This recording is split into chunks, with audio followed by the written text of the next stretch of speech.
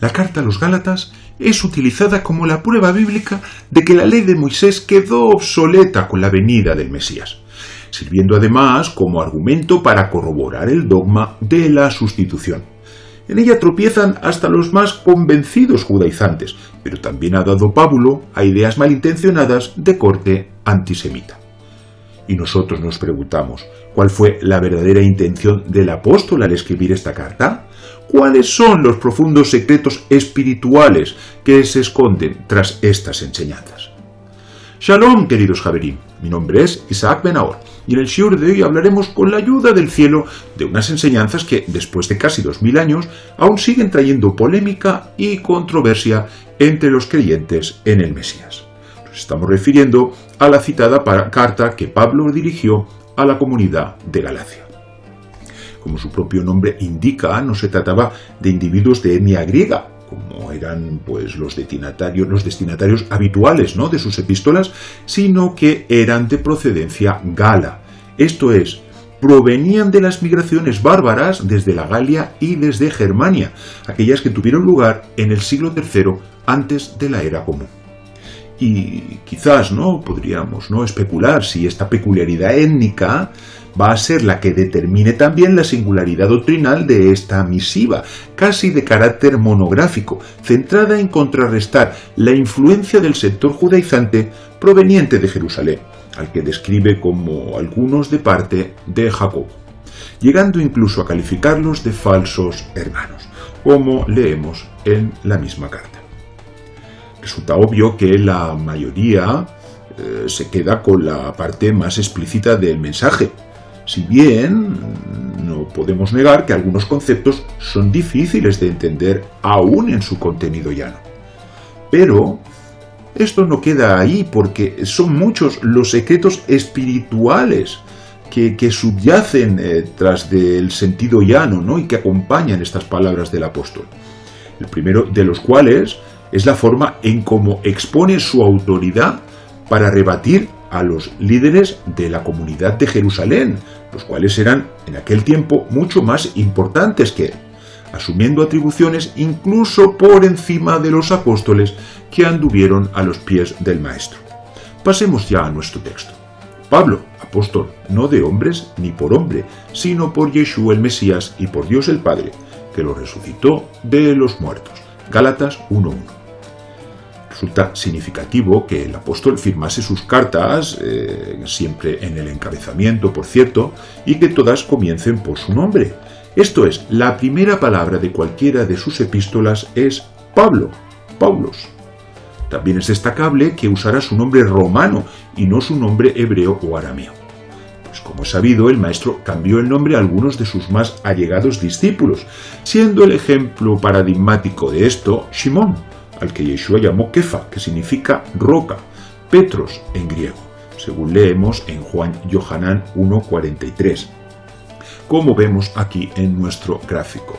Shimón en hebreo, y Yeshua le cambió el nombre por Kefa, roca en arameo, que es Petros, con el mismo significado, pero en la lengua griega. Pero este no fue el caso de Pablo, quien era ciudadano romano de nacimiento, según nos declara él mismo en Hechos Maasim 22, 27 y 28, por lo cual tenía dos nombres. El hebreo, que era Shaul o Saulo, y que era usado en círculos familiares y religiosos. Por ejemplo, cuando en la sinagoga era llamado a la lectura de la Torá, se le llamaba por su nombre hebreo o arameo, juntamente con el nombre de su padre. Y también el nombre latino, que era empleado para el resto de los ámbitos, y el cual significaría pequeño, humilde. Y aquí cabría preguntarse, ¿por qué el apóstol firmaba sus cartas con el nombre latino y no con el nombre hebreo o arameo? ¿No hubiera sido esta la única vez que Pablo hiciera encomio de su origen judío, como él mismo nos declara en otro lugar? Circuncidado el 8º día del linaje de Israel, de la tribu de Benjamín, hebreo de hebreos, en cuanto a la ley fariseo. Filipenses 3:5. Circuncidado el 8º día, esto es, no un converso, hecho subrayado por la afirmación del linaje de Israel. Y añade, de la tribu de Benjamín, una tribu que regresó del exilio de Babilonia junto a la de Judá, pudiendo así demostrar su linaje de forma irrefutable. Hebreo de hebreos, y no hijo de un converso, como por ejemplo lo fue Rabí Akiva.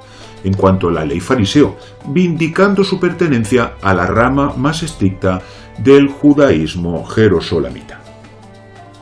Sin embargo, como Pablo nos dirá a continuación, él ya había renunciado a todos estos privilegios y prerrogativas por amor del Mesías, teniéndolo más bien como pérdida que como ganancia. Y por ello podíamos aplicar aquí las palabras: a los que están sin ley, como si yo estuviera sin ley, no estando yo sin ley de Dios, sino bajo la ley del Mesías, para ganar a los que están sin ley. 1 Corintios 9:21. Obviamente, el objetivo de la carta que nos ocupa no es ganar a los que están sin ley, sino hacer entender a un grupo de gentiles que no necesitan convertirse obligatoriamente al judaísmo para vivir su fe en el Mesías. A continuación de mencionar su nombre, Pablo nos declara su rango: apóstol, del término griego apostolos, que significa enviado o emisario, equivalente al concepto hebreo de shaliach. Esto es, aquel que es enviado con una misión concreta. Como es sabido, Yeshua escogió a 12 de entre sus discípulos, a los cuales llamó Shelichim, apóstoles, como está escrito. Y cuando era de día, esto es, después de que Yeshua pasara la noche entera en oración, llamó a sus discípulos y escogió a 12 de ellos, a los cuales también llamó apóstoles. Lucas Nakai 6:13. Y esto nos da pie para entender mejor las palabras: no de hombres ni por hombre, sino por Yeshua el Mesías y por Dios el Padre que lo resucitó de los muertos. Gálatas 1:1, como habíamos mencionado anteriormente. Pues en esta afirmación podemos ver insinuados dos hechos concretos. En primer lugar, las palabras no de hombres ni por hombre aludiría al sorteo que designó al sustituto de Judas entre los 12, como versa: es pues necesario que uno de estos hombres que han estado juntos con nosotros todo el tiempo, que el Señor Yeshua entraba y salía entre nosotros, comenzando desde el bautismo de Juan hasta el día en que de entre nosotros fue recibido arriba. Y añade: y les echaron suertes, y la suerte cayó sobre Matías, y fue contado con los 11 apóstoles. Hechos más 1, 21, 22 y 26. La exigencia de tan altos requisitos para poder acceder a ese grupo de los 12 limitó el sorteo a tan solo 2 candidatos para designar a aquel que completaría el número 12avo. La segunda circunstancia vendría señalada por la afirmación: por Yeshua el Mesías y por Dios el Padre, lo cual equipararía o incluso superaría la legitimidad de su designación apostólica a la de los 12, pues aquí se subraya el componente profético de este hecho, proveniente del Mesías glorificado y del Santo bendito sea. No deja de ser significativo cómo esta afirmación le desvincula de la tradición rabínica, de la cual él mismo procedía, cuando fue dicho: la Torá, en el sentido de la interpretación de una halajá, ya no está en los cielos, y una vez entregada la Torá en el Sinaí, ya no seguimos un Bat Kol, sino que seguimos a la mayoría. Baba Metzia 59b. Resulta evidente que los apóstoles siempre consideraron su elección como una prerrogativa real, esto es, proveniente del rey, por así denominarla, pues cada uno de ellos había sido escogido personalmente por el maestro, como se dijo, y la incorporación de Matías se debió únicamente al hecho excepcional de la traición y posterior muerte de Judas. La comunidad de Jerusalén siempre tuvo claro que solo debían haber 12 apóstoles, como la representación simbólica de las 12 tribus de Israel, y que tras su muerte no habría sucesores que perpetuaran su ministerio, y que tampoco procedía la elección de un 13avo apóstol del Mesías. Y debido a estas circunstancias, la controversia sobre la legitimidad de su apostolado sería un estigma que perseguiría a Pablo a través de toda su vida, como él mismo afirmó en otro lugar: y si para otros no soy apóstol, para vosotros ciertamente lo soy, porque el sello de mi apostolado sois vosotros en el Señor. 1 Corintios 9:1. Resulta fascinante la manera en cómo Pablo defendió su ministerio, escudándolo siempre a la sombra de la profecía, como también dirá a continuación. Mas os hago saber, hermanos, que el evangelio anunciado por mí no es según hombre, pues yo ni lo recibí ni lo aprendí de hombre alguno, sino por revelación de Yeshua el Mesías. Gálatas 1, 11 y 12. Achacando a este pues un elevado grado profético, como se infiere del vocablo usado en el texto griego, que es el mismo que el del célebre libro donde se revelan los sucesos de los últimos días, como se ilustra a continuación.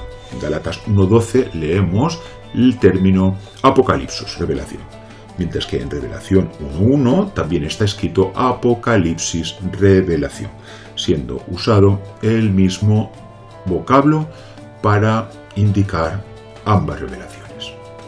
Pero no quedan aquí los argumentos proféticos que avalarían su ministerio, como nos declarará a continuación. Pero cuando agradó a Dios que me apartó desde el vientre de mi madre y me llamó por su gracia, y añade, para que yo le predique entre los gentiles. Gálatas 1.15. Una elección que repite casi literalmente la del profeta Jeremías, como fue dicho, antes que te formase en el vientre te conocí, y antes que nacieses te santifiqué. Te di por profeta para las naciones. Jeremías y Yermeyá 1.5.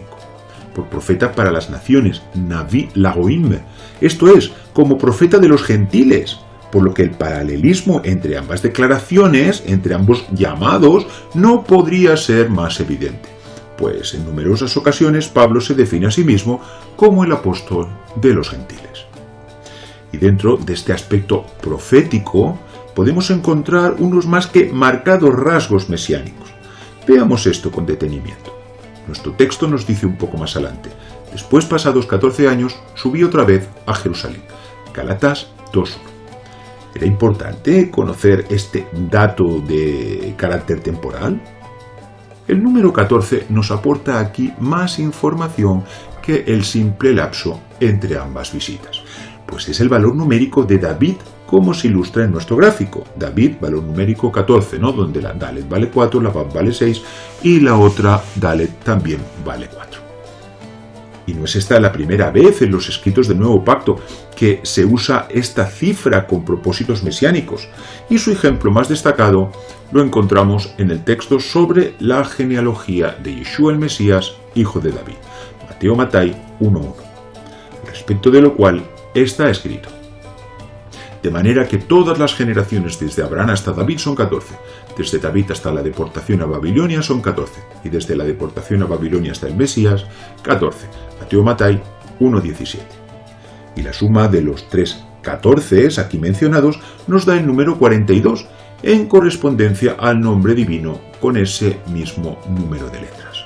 Si desea ampliar la información sobre este tema, le recomendamos nuestro libro La Torá del Mesías, capítulo 3. Es importante reseñar que Pablo siempre se vio a sí mismo como un kelí, como un recipiente de la revelación del Mesías, como él mismo nos declara, por cuanto agradó a Dios, y añade, revelar a su Hijo en mí. Gálatas 1, 14 y 15. En mí, lo que en hebreo equivaldría a la partícula de relación li, y no dice a través de mí, sino que dice en mí, expresando así su yihud, su íntima unidad con el Mesías, un grado de apego tan alto que incluso le llevaría a decir: sed imitadores de mí, así como yo del Mesías. Primera de Corintios 11.1. Querido amigo, quiero que sea consciente del alcance de estas palabras. Pablo se presenta aquí como el mediador entre sus discípulos y el Mesías, como el tzadik, capaz de reflejar las midot, los atributos del Mashiach, hasta tal grado que imitarle a él es como imitar al propio Yeshua. Acercándonos ahora a estas realidades a través de las diferentes gematriot, comenzando por el título con el que tanto énfasis defendió Pablo, su condición de apóstol, en hebreo Shaliach. Aquí vemos la palabra Shaliach, Shin vale 300, Lamed vale 30, Yod vale 10, Het vale 8, 348. Y a continuación vemos el valor numérico de Mashiach, Aquí lo vemos que es 358, donde la Mem vale 40, la Shin vale 300, la Yod vale 10 y la Het vale 8. Esto es, de Shaliach a Mashiach hay una diferencia de 10, de donde se infiere que conceptualmente el paso desde el grado espiritual apóstol al grado espiritual Mesías implica subir a un siguiente nivel.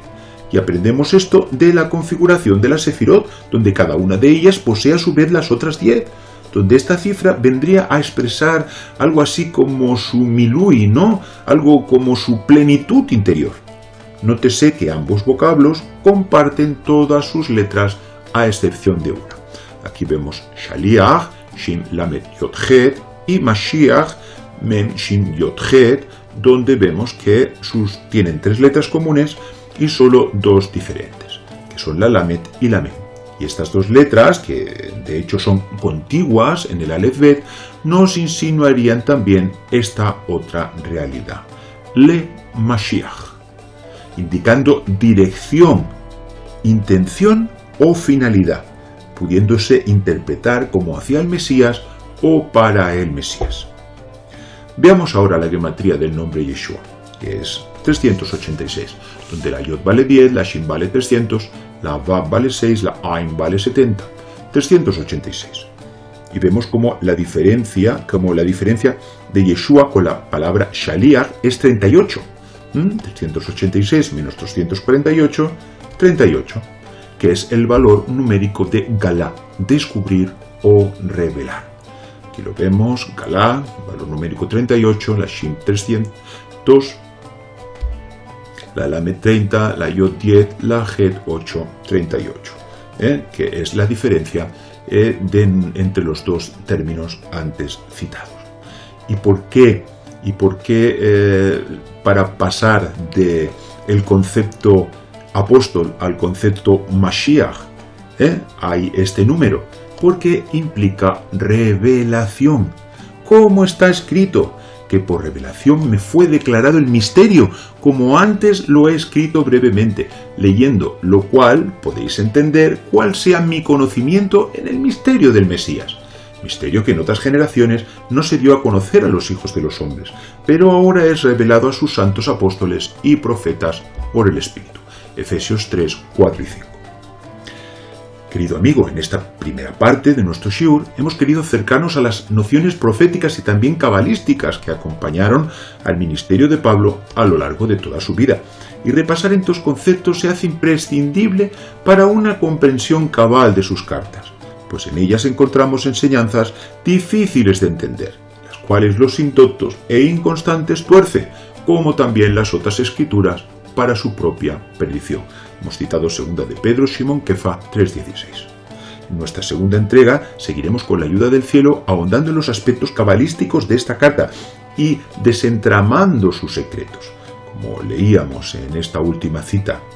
Y Pablo nos hablaba, de lo que él denomina el misterio del Mesías, de ese Sod HaMashiach que había sido ocultado, según él nos explica, a las generaciones anteriores, pero que había sido revelado en aquella época a los apóstoles y a los profetas.